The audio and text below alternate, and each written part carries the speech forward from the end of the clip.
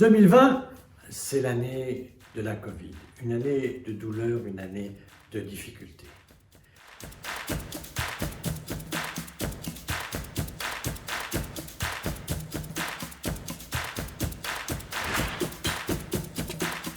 C'est une année où le multilatéralisme a reculé.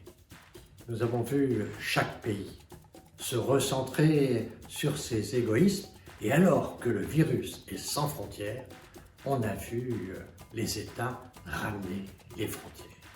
Peu de coopération internationale.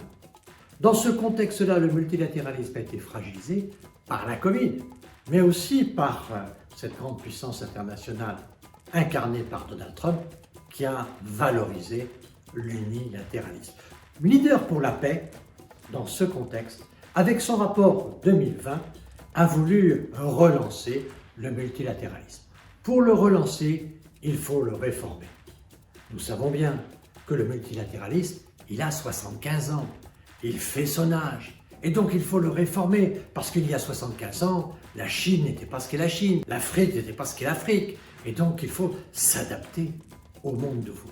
Et donc il faut réformer le multilatéralisme.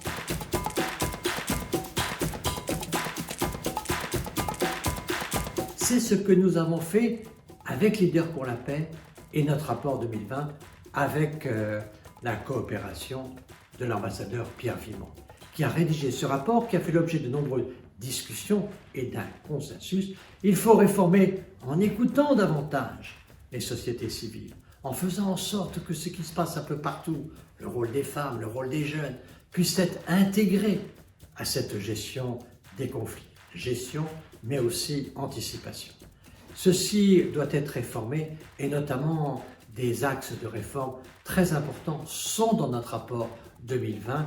Je pense à la décentralisation, d'une certaine manière, du multilatéralisme et où on voit que des organisations multilatérales régionales ont une certaine efficacité, notamment aujourd'hui dans la gouvernance de l'Afrique, toujours difficile, toujours un enjeu majeur, mais globalement qui progresse grâce à l'Union africaine et grâce aux structures régionales qui en viennent en appui.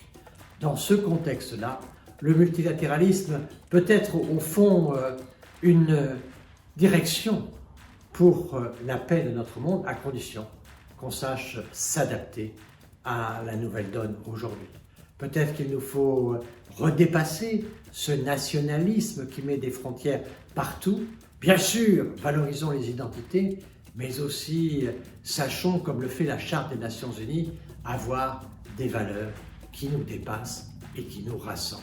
C'est un peu ça l'objet d'un multilatéralisme rénové qui répond aux égoïsmes des sociétés modernes et qui affirme l'attachement à des valeurs supérieures pour la paix et la survie du monde.